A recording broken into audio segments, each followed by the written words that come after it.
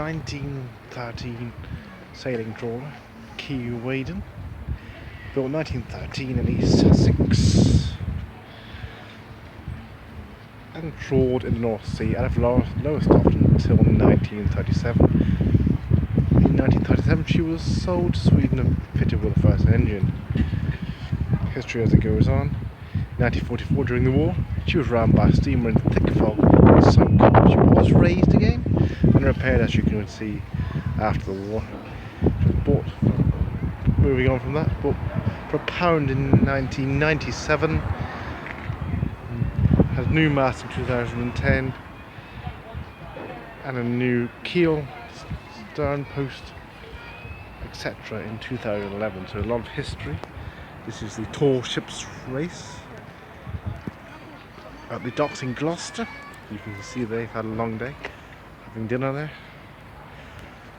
Here at the Gloucester Docks, all the information here. Interesting old ship here, built in 1913. So it's 104 years old.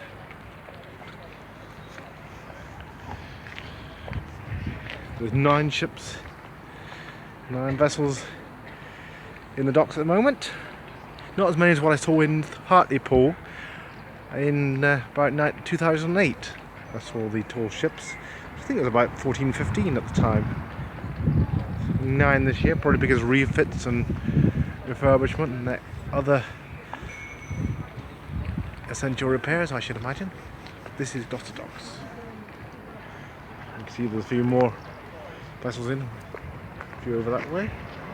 There's at least 3 over there and a further. I think it's 4 to 5 looking down here.